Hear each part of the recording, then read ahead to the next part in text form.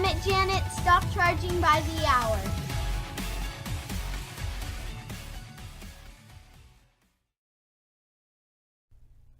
Hi there, this is Janet Gershensiegel from Semantic Shenanigans. This is Semantic Shenanigans Extra, which is intended to kind of dovetail with some of the blog posts that don't have a particular episode attached to them, to give you a little bit of extra content. So I wanted to talk about the crowdfunding Follies caveat donator. It's all about crowdfunding and the things that can kind of go wrong. So the first thing I want to say is that crowdfunding platforms, they allow project creators to reach a much wider array of possible backers than they could ever reach in any other fashion. And often the project creator has three specific duties. Number one, follow the crowdfunding platform's terms of service. Seems simple. Number two, complete the project. And number three, provide all promised perks. However, people misuse crowdfunding all the time. And the law is starting to get wise, starting to catch up. They're getting interested in this. So let me talk a little bit about what we've seen. But first, let's talk about Kickstarter's own data. They worked with the University of Pennsylvania, which conducted a study of Kickstarter, looking at almost 500,000 backers. So it was a good study with lots and lots of information. And the first thing they did was they looked at failures, and they found that about 9% of all Kickstarter projects failed to deliver rewards. 8% of dollars pledged went to failed projects. About 7% of backers failed to receive their chosen reward. However, about 65% of backers agreed or strongly agreed with the statement that, quote, the reward was delivered on time, end quote. They also found that, quote, failure rates for projects across all 15 creative categories hovers within a narrow range around 9%. Projects from some categories tend to fail less than others, but there are no major outliers, end quote. So you don't really have a safe kind of project or a not so safe kind of project when it comes to failures. However, they also found that the projects that were most likely to fail were the ones where somebody asked for $1,000 or less, and they didn't go into why. However, I got to figure that part of this might be that tiny projects don't get a lot of advertising, and it may also have to do with inexperience on the part of the project runners. It might even be that the project runner is doing a much smaller project as a kind of a dry run. So it's hard to say. Backers also reported that they were less dissatisfied if they received a refund, of course, or at least a really good explanation as to why the project had failed. Now, going into the legal stuff and the legal liabilities, in 2015, attorney Dan Rogers laid out Kickstarter legal liabilities in an article on LinkedIn. He said that the crowdfunding giant kind of creates some of its own problems, because when the campaign creator is kind of confused with a person who's selling, or when a backer feels like a donor or an investor, that's when the problems arise. Because normally, a donor is a person who takes on risk and can receive legal protection, because a donor or gift giver, when they give to a 501c3 exempt organization, they can get tax benefits, but recognize that most crowdfunding creators aren't 501c3s. However, the problem is that the verbiage throughout their site, and I mean the Kickstarter site, uses words like gifts, purchases, pledges, perks, rewards, and it all gets very confusing. So it's understandable as to why a donor might become confused. In addition, look at the Kickstarter TOS, particularly Part 4, and it states, and I quote, when a creator posts a project on Kickstarter, they're inviting other people to form a contract with them. Anyone who backs a project is accepting the creator's offer and forming that contract, end quote. So therefore, yes, they're saying it's a contract, which means it's a legal agreement. It's subject to legal action if it's breached.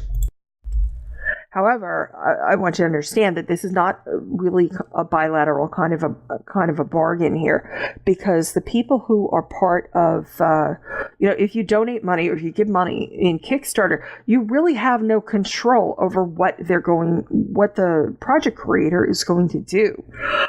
You can't really change your perks. Every now and then you can donate and say, I don't really want the perks, but that's not much of a choice there. That's not much of a bargaining position. So it's a lot closer to what we call in the law a contract of adhesion, which is, like I said, not much of a bargain at all. It's kind of this take it or leave it sort of thing. As a result, the court is probably going to be more likely to look favorably at the people who put the money in. And furthermore, the court is going to be more interested in the people who put the money in it and in giving them more favor, because any ambiguities in contract drafting always go against the person who did the drafting, because they had the chance to write what was in it, and if they did that wrong, well, that's on them. It's not on the person who, was kind of forced to sign it. As you may realize, some of this stuff has gone to court. Now, the first one went to court in Washington State on April 30th, 2014. The Washington State Attorney General, Bob Ferguson, he brought the first enforcement action in the nation. It was against Altius Management, and it was to pay for irregularities arising from the 2012 Asylum Playing Cards Kickstarter campaign. Ferguson won his case, and the defense had to pay almost $55,000. And he stated, and I quote, "Washington State will not tolerate crowdfunding theft. If you accept money from consumers and don't follow through on your obligations, my office will hold you accountable," end quote. The feds got involved in June of 2015 with a different project. That was a project that involved a misuse of funds, so the Federal Trade Commission they intervened. They sued for $122,000, and the verdict totaled almost $112,000. But more noteworthy in this is that part of the verdict was specific performance, where it involved the defendant having to honor all stated refund policies.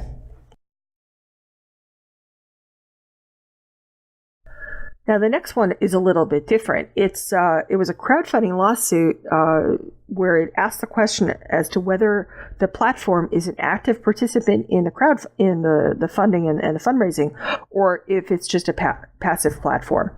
So, in August of 2015, a charitable crowdfunding entity called Give Forward got into some legal hot water with what ended up being a fraudulent campaign. And although it didn't really say this, if you kind of read between the lines, you realize this probably had something to do with a divorce or a custody case for a child.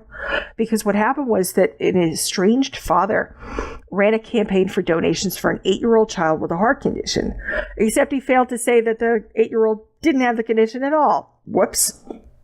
So once the mother determined that the campaign existed, and just about at the same time, Give Forward's own fraud meter kicked in, at that point the jig was up. However, the mother brought suit. She may have sued the father. That's not clear here, but she definitely brought suit against the platform, and she alleged that they were complicit in the fraud.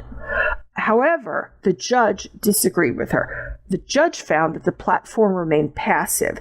Now, even though they assigned a coach, the father never actually used the coach's services. So, according to the judge, the platform did not take part in the fraud. So, by being called a passive platform, basically what they're saying is, like, let's say you saw an advertisement for something that looked good, you sent your money in, and this was on an advertisement on a newspaper, and you thought it looked interesting, you put your money in, and you were defrauded. The newspaper would probably not be liable, because the newspaper is really just the place where they place the ad. The newspaper isn't a part of defrauding you at that point. The next one is the rather infamous Kickstarter Cooler, which you may have heard of. Now, in October of 2016, the Oregon Justice Department launched an investigation into what was called the Coolest Cooler, because although some backers at that point had never received their perks, the product still retailed on Amazon at a discount. So, whoops, hey, we can't give you perks, but you can always buy it on Amazon. Well, that's kind of bad, right? In addition, the company actually told their backers that they could pay nearly $400. Yes, $400 on the shop page on their website, and they could get their cooler.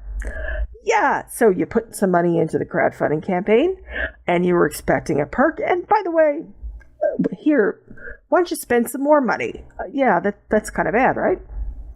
Now, in October of 2016, about 60% of the backers did have their coolers.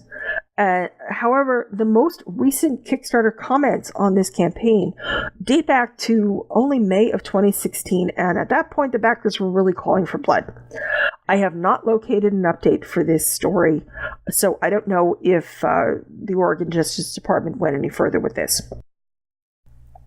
Finally, when it comes to the CBS Paramount case versus Alec Peters and Axonar, that lawsuit was actually brought about. It was regarding intellectual property copyright infringement. But if you look at the campaign, you'll see that there are several fairly recent Kickstarter comments. Now, understand that those comments can sometimes get buried, so you may have to scroll a bit. But they show that there are some donors who are really livid. Now, they haven't brought a lawsuit yet, either in small claims or a group lawsuit or anything like that. But if they do, we'll certainly cover it and we'll let you know. Finally, I want to talk just a little bit about protecting yourself, because I want you, the donor, to not get ripped off. I want to not have these delays or these problems. They can be very, very frustrating. Even when a project creator has the best of intentions, this still can be horribly frustrating. So please try to protect yourselves. First thing I want you to do is I hope you'll consider the project runner. So use your Google Foo. Look up the project creator or creators. So look at whatever is in Kickstarter and other crowdfunding platforms, whatever they say. But also dig a little deeper. You can look at things like incorporation records and even whatever you might be able to find of legal records, such as bankruptcies. Now, some of this information is hidden, and I'm not asking you to invade anybody's privacy. I'm not asking you to do anything illegal. This is not doxing. This is not what I'm talking about here. Instead, these are public records. They're placed online by the government, whether it's the local government, the state government, or federal or something else. And they put that information out there for in the general interest of the public. There is nothing wrong with looking up this stuff that's on the government websites. Absolutely nothing wrong at all. Also, ask around. Do you know anybody who's a friend of the project creator or creators? Or maybe they know them some other way. Maybe they've connected on social media, like on Facebook or LinkedIn or Twitter, or even on something like Snapchat. Now, understand, though, that sometimes people have an axe to grind. So try to get as many opinions as possible so you get a wide range. Next, consider the campaign, the product or the service, and the perks themselves. So look at the campaign with a critical eye, if you would. Does the product or the service make sense? Do you think a government agency would have a problem with it? So here's a for instance. I'm throwing this out here. This is not a real product. Consider, for instance, a device which disables a car's brakes. That's never going to be allowed anywhere, even if it could be made, even if they deliver all their perks on time and it's lovely. The fact is that's never going to be sold. It can't possibly be sold. Now, this is, of course, a really obvious example. They're not going to be quite so obvious. You're going to have to do a little digging and do some critical thinking. Just consider this. Think about whether this will work, whether it would work in volume, and also whether a government agency, the police, something like that, would have a problem with this product. Also, take a look at the perks themselves with skepticism. Digital perks are always going to be easier for a creator to fulfill because they just send you a file, or they send you to a website and you download, or you go in with a password or something and you can see the file, you can experience it. And this also can go for perks not dependent upon the finished product. You might be able to get something that's not dependent on the finished product, but still gives you a perk.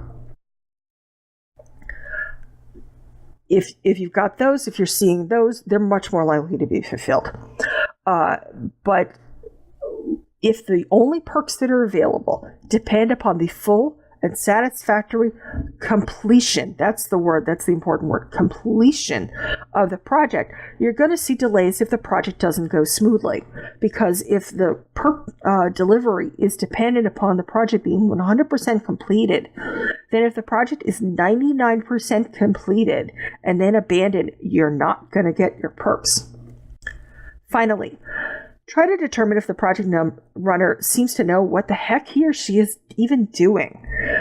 Consider the language that's being used, the verbiage, either on the crowdfunding platform itself or any other communications you get, whether it's whether you're on a mailing list or you get a newsletter or something like that.